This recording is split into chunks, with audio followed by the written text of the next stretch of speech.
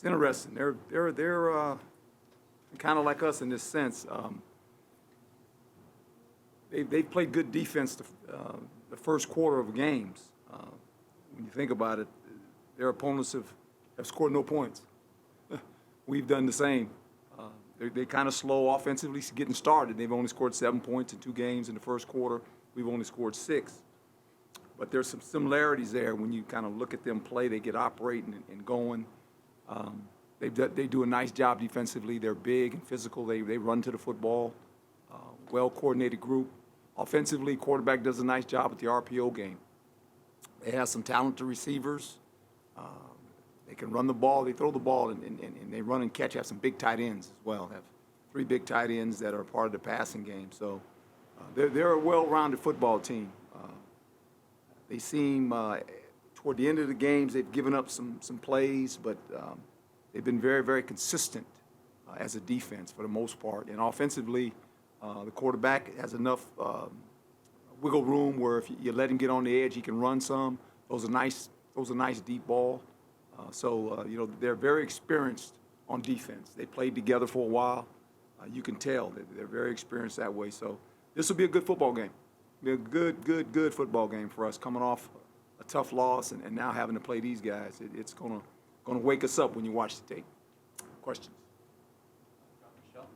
Michelle Gardner, Arizona Republic. Coach, after the game Saturday, you briefly discussed the penalties and the fact that most of them were defensive, competitive type penalties. Yes. After watching the film, what is your take on those?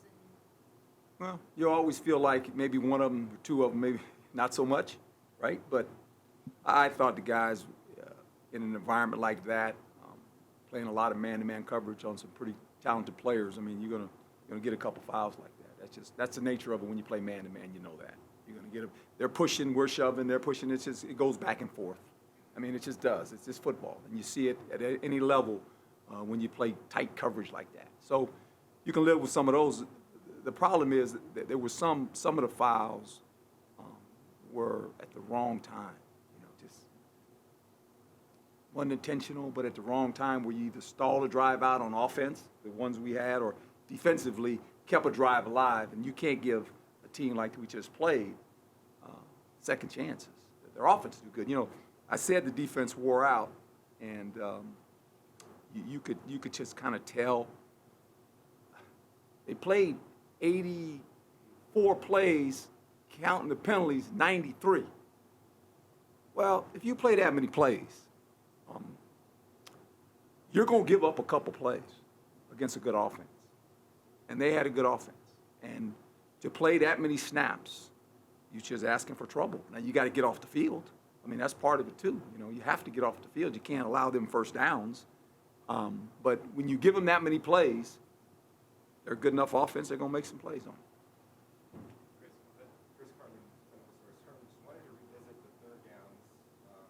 Offense? How your offense, Yeah. I know there's a combination of factors, some protection issues, maybe a route or slip wasn't running properly. Didn't have any scrambles from your quarterback for any first down, which had a lot of those in recent years. Yes. So just what are your thoughts after watching it all? And also you were behind the chains, right? 6 of 13. Yeah, you mentioned it. We got behind the chains early on some downs and then didn't convert. And we've got to do a better job, obviously, on third down. When you look at our third down percentage right now, it's not very good. It's like 23%. Well, that's you can't live in that world, no matter who you play. This week, we can't struggle on third downs. We just can't. We gotta convert them, because then you get a first down. Then you get 3 more plays, and then you keep your defense off the field, and you possess the ball. You have more opportunities. So that's something we've struggled with, that and scoring early, right? I mean, that's 2 factors in games. Our defense has been good enough to keep us in the game, but you can't keep playing football like that. We have to get better, and we will. How much of that do you think is attributable to protection issues? Well, protection, obviously, when they put you in the known down and you're on the road and they can rush you, that becomes a little bit of a problem as well. So I just think that, when all of that stuff's a factor in it all. And the answer is real simple. Stay out of third and longs. Just stay out of them. Obviously, you prefer Emory to be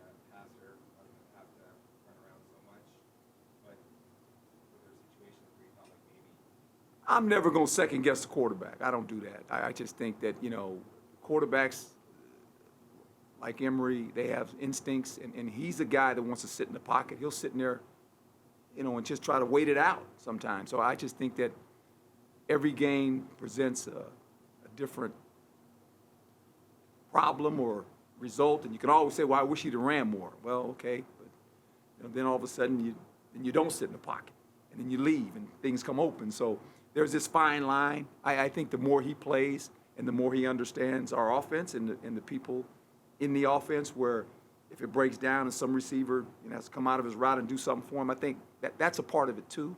So he'll get better. But I thought for the most part he hung in there. I mean, he got hit, got sacked, and he hung in there. I mean, he didn't flee right as soon as the ball was hiked. He sat in there and he said, I want to see this develop. Good for him. He's a tough quarterback. Coach, you talked about Oklahoma State with 84 plays. You guys ended up with 60. I'm sure you'd rather be in that 70-play range. We would. Third downs were an issue. Yeah, and that's what always gets you third downs. You have to convert on third downs, and we got to do a better job of converting those. And our offense knows it. I mean, they know it. The players know it. And we got to make sure that when we get in those situations, 3rd and 4 and less, that you got to kind of convert those. It's hard, but you got to do it. You have to make it happen so you can continue to possess the ball. And that's when you play a team like we played, or any team, you play this defense. They bring pressure. You get some 3rd and longs, they're bringing 5 or 6 guys, and you better block them, because if you don't, they're going to get you.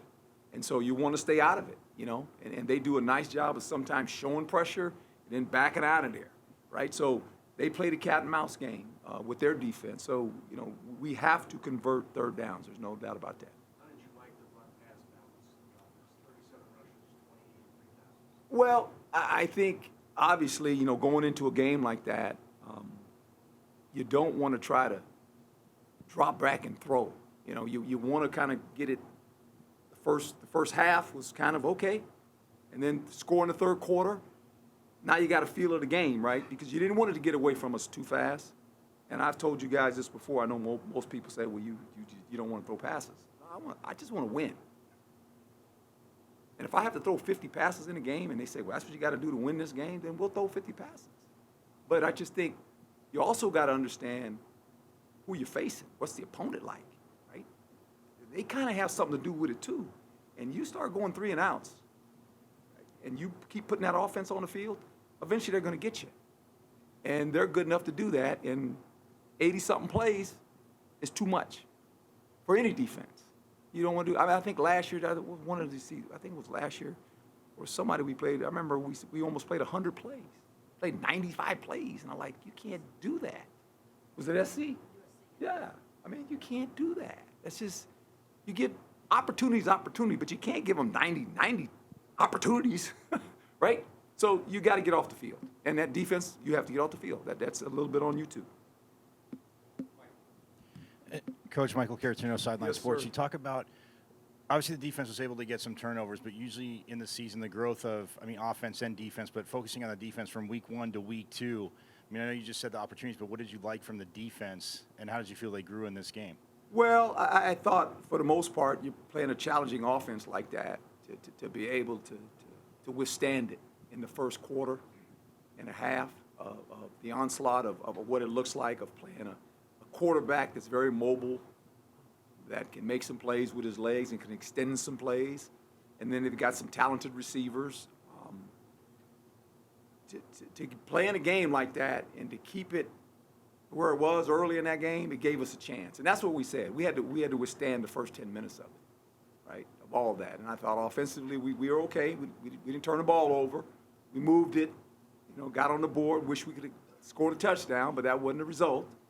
But the more we played it, the more you get a feel of the game, right? And the players get a feel of the people they're playing against, and that was important for us. Then the 3rd quarter in that game, I thought, I challenged them at halftime. Hey, we get some points on the board, and if we do, we got a shot. That's why, most coaches obviously defer, because you feel like if you're on the road, our strength going into that game, I felt, was our defense. And I said, let's put them out there. Let's put them out there right now, and let's figure this thing out so they could get a feel of the game. And then they did a nice job. They did a nice job in the first quarter. They really did. Herm, you've got a good story emerging on your wide receiver group in Gio Sanders, a young man that I don't want to say has come out of nowhere, but can you talk about Gio and what he's his journey and what he's been able to contribute to your team? Yeah, walk-on obviously earned a scholarship, and we've been fortunate. I think we've given 6 of those since I've been there, maybe more than that. I lost count. But was a guy that just wanted an opportunity, and that's what life's about, giving an opportunity, right? And he took advantage of it. Last year you saw it. It was kind of, I always tell them the story, you know, when I put you on scholarship, first game you went out there, you got knocked out. You couldn't even play on a kickoff, right, or something like that. And I always tease him about that. But he's really done a nice job, and he's got some moxie to him. Game's not too big for him. I mean, he made that one catch going in there and, you know, leaving his feet, and you can trust him, and the quarterback's starting to trust him. You know, he's in the slot. He's a nifty guy. He can read coverage. He works his way open. He's a really good football player, and he's earned a scholarship. There's no doubt about it. And now, all of a sudden, the ball's coming to him, right? Quarterbacks know who to get the ball to in certain situations. Hi, I'm Hard Rubino, Devil's Digest. When it comes to the second half, what do you think changed for the offense to be more productive, converting more third down, putting points on the board? What was the difference between both Well, halves? I think, for one, you know, I always say football is the information center on the sideline, where you gather information, you give it to the players, and then when you get into halftime, because college football, you know, it's a little longer than pro football. It seems like pro football, you go in there, time you get locked, you turn around, you come back out. But you can make some adjustments, and you can talk about, you know, what we need to do, and I think where the game is, and that's a big discussion I had with the team. I said, this is critical now. There's a reason that we did what we did. We deferred. I said, now the third quarter is going to be really big for us to get a drive, and we've moved the ball, but we got to go score a touchdown, right? And they did a nice job of that. Made a big play or two and got in the end zone, and I thought that was good to see, right, when you challenge them that way. So that's a good thing. We've been pretty good out of halftime so far, right? Even last week we were slow. Week before last we were slow, and then we kind of got going. But it's always good when you can put some points on the board with your first possession in the third quarter. Just gives you up. It uplifts everybody, right? It uplifts your whole football team. Jordan. Coach Jordan Ham, Sports 360 AZ. With Utah and USC in a couple of weeks, you know, it might be easy to overlook this game for fans or for players. What sort of conversations are you having with the team right now to make sure you're not? Well, the team's off today, obviously, but just when you put the tape on, and there's some cut-ups. I'm gonna show them on offense and defense. This is who we're playing, right? And these guys have, you know, they play hard, and they're coming in here to win. I mean, don't make no mistake. And you know, as I said, they have a nice offense. They do a nice job on defense, rallying to the ball, tackling. They're physical up front. Got a big old line. Got some big. So they're a good football team. So that's the last thing we can do is worry about. We need to worry about right now. We need to get another win, right? We just lost the game. I mean, you don't want to start doing that. I mean, you got to get going. So we'll make them understand. Now they got to go play. One thing I can't do is play. I can give them all the information, but I can't play for them. All I can do is get them to the game, and then from there, we got to go. Herm, how much time do you spend with the guys looking back, watching film and talking about the Oklahoma State game? And does that change on a weekly basis based on whether it was a win or loss? How much you look back? I think every situation is a little different, and this one was one of looking at the game as far as not the physical part, not the talent part, just the mental things, being focused. You know, you can't lose your focus in football because all it takes is one play. And you're thinking, well, I'm relaxing. Well, then it happens. And then I said, you know, when that happens, not only do you let yourself down, but you let everyone in this room down. You know, that's the great thing about football team. trust. You know, there's 11 guys that have to do their job correctly. And when one guy messes up, you know, sometimes it can be like, it's not a big deal.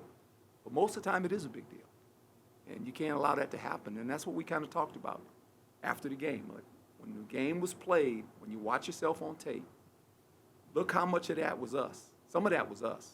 Had nothing to do with the opponent. We can fix that. You can fix the us part, right? You can do that. But it's a hard game. You got to stay mentally focused all the time. That's with football, because you never know what play is about to happen. You know, you run in your mind, this is not a big play. It could be. Could be. And that's the uniqueness of the game. All Yes, right. sir. Herm, it looked like Stillwater was a little bit of a rowdy crowd. How do you think the team handled it? And did you get to see more excitement from your guys in that type of environment? I thought they were pretty calm. They have a good fan base behind us, and they were making a lot of noise, and they were good. I mean, that's what you anticipated. You know, I enjoy that. You know, I don't hear because I got the headphones on for the most part, but you could just feel it, and our players did a good job of just focusing in on what was taking place and playing. And I thought our coaches did a good job of coaching them on the sideline, you know, because you're getting help from the fan base. They're telling you, well, you need to do this, you need to do that, right? When you're in your huddle with your players, so that's kind of unique too. But I thought it was a college experience that, you know, you don't forget. I mean, you get it. You know, that's college football, no doubt. Coach, just Kyle's performance on defense, 16 tackles, interception, tackle for loss, pressure. I mean, what does that do for the defense and his leadership, or what moving forward, I guess? Well, I think you just said his leadership. And he's playing with his brother, right? So I know they're very competitive. But he had an outstanding game. There's no doubt about that. When you make that many plays, I mean, you make that many tackles, and you credited him with, obviously, interception and tackle for loss. It's just fun to watch him from when I first arrived here to now, right?